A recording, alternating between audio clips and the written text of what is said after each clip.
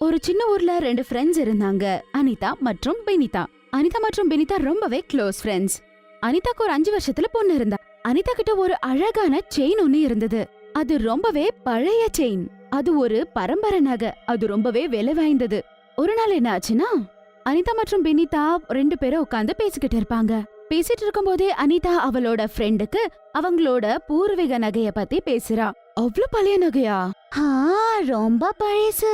ஆமா, அது ரொம்பவே விலை வாய்ந்தது. என்னால நம்பவே முடியல. உன்னால கூட நம்ப முடியல. சரி இரு, நான் உனக்கு காட்டுறேன். அதுக்கப்புறம் அனிதா உள்ள போய் அந்த நகைய அவளோட ஃப்ரெண்டுக்கு காட்டுறதுக்காக கொண்டு வராங்க. இதுதான் எங்களோட பூர்வீக நகை. அட, இது நிஜமாலே ரொம்ப பழசு. அந்த நகைய பார்த்த உடனே அவங்க ஃப்ரெண்டுக்கு ரொம்ப ஆசையா இருக்கு.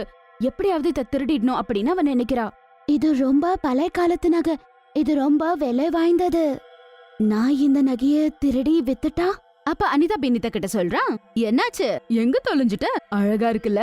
ஆஹா, ரொம்ப ரொம்ப அழகா இருக்கு. சரி, நான் இப்ப வீட்டுக்கு போறேன். நான் வந்து ரொம்ப நேரம் ஆயிடுச்சு. பெனிதா அனிதா கிட்ட நான் வீட்டுக்கு போறேன் அப்படின்னு சொல்லி அங்க இருந்து அவளோட வீட்டுக்கு கிளம்பி போயிடுறா. ஆனாலும் அங்க அவளுக்கு இந்த நகை பத்தி யோசனை மட்டும்தான் இருந்தது.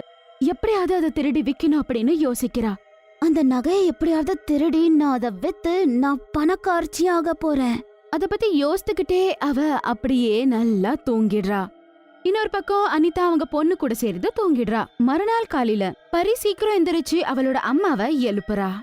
அம்மா அம்மா, எழுந்துடுங்க, டைம் ஆயிடுச்சு. அனிதா டைம் என்னன்னு பாக்குறா. அட பரி செல்லம், தூங்கு, இப்பதானே 5 மணி. அனிதா அப்படி சொன்னதோ பரி நல்லா தூங்கிடுறா. பரி ரொம்பவே நல்ல பொண்ணு. அனிதாக்கு அவங்க பொண்ணுனா ரொம்பவே உயிரு. ஒரே ஒரு நிமிஷம் கூட அவங்க பொண்ண பார்க்காம அவ இருக்கவே மாட்டா. கொஞ்ச நேரத்திலேயே 7 மணி ஆயிடுது. அதுக்கப்புறம் அனிதா பொண்ண எழுப்புறா. இன்னைக்கு நேரமே தெரிய மாட்டேங்குது. பரிய பாரு, 5 மணிக்கு எந்திரிச்சு மறுபடியும் இப்ப நல்லா தூங்குறா. அதுக்கப்புறம் அவளும் அவளோட வேலையை செய்ய ஆரம்பிச்சிடுறா. அதுக்கப்புறம் பாத்துட்டு இருக்கும் போதே ராத்திரி ஆயிடுது. அனிதா மற்றும் பரி சாப்பிட்டு தூங்கிடுறாங்க. அனிதா மற்றும் பரி ரொம்ப நல்லா தூங்கிட்டு இருக்கிற நேரத்துல பெனிதா அவளோட முகத்துக்கு ஒரு டவலை கட்டிக்கிட்டு அங்க நடந்து வராங்க. அவளை மயக்கமாக்கிடுறா. சரியா அதே நேரத்துல அனிதாவோட கண்ணு திறக்குது. அத பார்த்து பெனிதா ரொம்ப பயந்துடுறா. பக்கத்துல இருந்த தலகாணிய வச்சு அவளோட முகத்தை மூடிடுறா. யாரு யாரு, விடு, என்ன விடு. ஆனா விடாம பெனிதா அனிதாவோட முகத்தை தலகாணிய வச்சு அழுத்திட்டு இருந்தா அவளால மூச்சு வாங்க முடியல. என்ன விடு, என்ன விடுன்னு சொல்றல. அதுக்குள்ள அனிதாவோட பொண்ணு பரி எந்திரிச்சிடுறா. என்னோட அம்மாவை விடு, என்னோட அம்மாவை விடு. எவ்வளவு சொன்னாலும் கேட்காம பெனிதா அனிதாவோட முகத்து மேல தலகாணிய வச்சு அழுத்திக்கிட்டே இருப்பா. அதுக்குள்ள அவளோட முகத்துக்கு கட்டிருந்த அந்த கர்ச்சீஃப் கழண்டிடுது. பெனிதா, நீயா? நீ என்ன சாகடிக்க வந்திருக்கன்னு என்னால நம்ப முடியல. அனிதா பெனிதா கிட்ட பேசிட்டே இருக்கா. அதே நேரத்துல அவளோட கழுத்தை நெருக்கி அவளை சாகடிச்சிடுறா. பெனிதா சித்தி, நீங்க எதுக்காக இப்படி எல்லாம் பண்றீங்க? நான் உங்களை விட மாட்டேன். பரி தாங்க முடியாம அழுதுகிட்டே அவளை அடிக்க ஆரம்பிக்கிறா.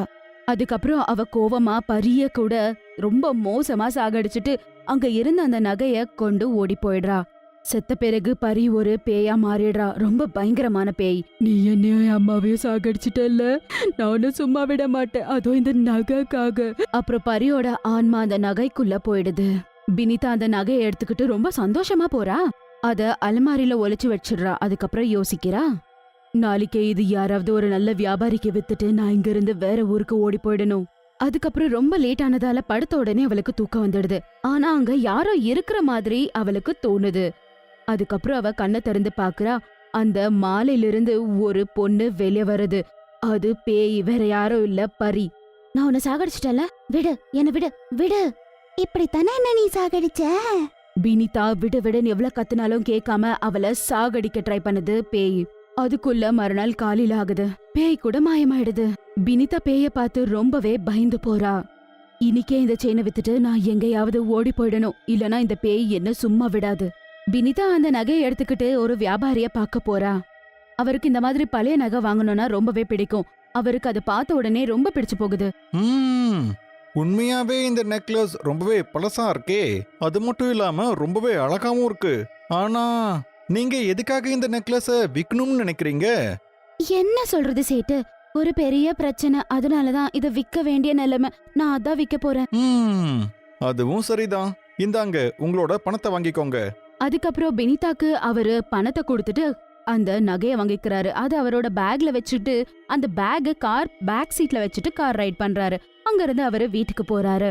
அவரு கார் ஓட்டிட்டு இருக்க நேரத்துலயே சடனா திரும்பி அந்த சூட் கேஸ பாக்குறாரு. பார்த்தா அவருக்கு சடனா அங்க இருந்து ஏதோ சத்தம் கேக்குது. பாத்துட்டு இருக்கும் போதே அத பார்த்த உடனே அவரு பயந்துடுறாரு. அதுக்கப்புறமா அவரு சடனா அந்த காரை நிறுத்தி பின்னாடி திரும்பி பாக்குறாரு. அங்க எந்த பேயும் இல்ல. அந்த இடத்துல சூட்கேஸ் மட்டும் தான் இருக்கு. அதுக்கப்புறம் எப்படியோ கஷ்டப்பட்டு வீட்டுக்கு போயிடுறாரு. அதுக்கப்புறம் அந்த நகைய கொண்டு போய் அவரு அவரோட மனைவி கையில குடுக்கறாரு. அந்த நகைய பார்த்த உடனே வியாபாரியோட மனைவி சொல்றாங்க, எவ்வளவு அழகான செயினா, எனக்காக வாங்கிட்டு வந்தீங்களா? இப்பவே நான் போட்டு காட்டுறேன் அப்படின்னு சொல்லி சந்தோஷமா அந்த செயினை போட்டு காட்டுறாங்க. உடனே அந்த செயின் அவங்க கழுத்தை நெரிக்க ஆரம்பிக்குது. அடா முடியல, எனக்கு முடியல, எனக்கு முடியல. உடனே அவங்க கழுத்துல இருந்து அந்த செயினை கழட்டி கீழே விசிறி போட்டுடுறாங்க. உடனே அந்த செயின்ல இருந்து அழற சத்தம் கேக்குது. பாத்துட்டு இருக்கும் போதே அந்த செயின் ஒரு பேயா மாறிடுது. எங்க இருந்து கூட்டிட்டு வந்தீங்களோ அங்கேயே கொடுத்துடுங்க. வியாபாரி மற்றும் அவங்களோட மனைவி பார்த்து ஷாக் ஆகுறாங்க. நீ யாரு? அப்புறம் செயினுக்குள்ள நீ எப்படி வந்த? என் பேரு பரி. என் அம்மாவோட ஃப்ரெண்ட் ஒருத்தங்க இந்த செயின் திருடுறதுக்காக என்னையும் அம்மாவையும் சாகடிச்சிட்டாங்க. உங்க மேல எனக்கு எந்த கோவமும் இல்ல. எங்க இருந்து வாங்கிட்டு வந்தீங்களோ அங்கேயே கொடுத்துடுங்க. நான் அவளை விட மாட்டேன். அவளை நான் சாகடிக்கணும். நானும் என் அம்மாவும் அவங்களுக்கு எந்த ஒரு அநியாயமும் பண்ணல. அதுவும் இந்த செயின்காக. என் அம்மா அவங்கள ஒரு தங்கச்சியா தான் பார்த்தாங்க தெரியுமா? ஆனா அவங்க எங்களை ஏமாத்திட்டாங்க.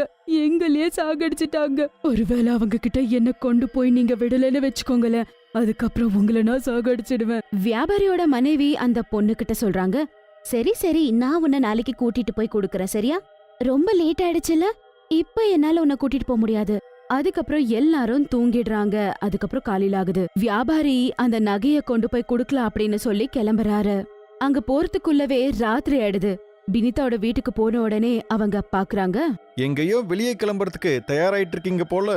பினிதா ஷாக் ஆகி சொல்றா, நீங்களா? நீங்க என்ன பண்றீங்க? உங்களோட பொருளை உங்ககிட்டயே மறுபடியும் திரும்ப கொடுக்கறதுக்காக தான் நான் வந்திருக்கேன். என்ன ஆச்சு சேட்டு? நீங்க என்ன பண்ற? நீங்க ரொம்ப சந்தோஷமா இந்த செயின் வாங்கிக்கிட்டீங்க. இல்ல இல்ல, எனக்கு இந்த நெக்லஸ் வேண்டாம். தயவு செஞ்சு இந்த நெக்லஸ திரும்பவும் வாங்கிக்கோங்க. அவரு அந்த செயினை கொடுத்துட்டு பணம் கூட வாங்காம அங்க இருந்து கிளம்பி போயிடுறாரு.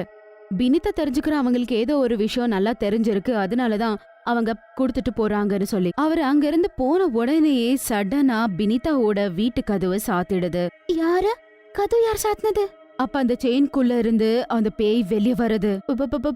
பாரு, என்ன ஏதோ பண்ணாத, என்ன மன்னிச்சுடு, நான் தெரியாம பண்ணிட்டேன்.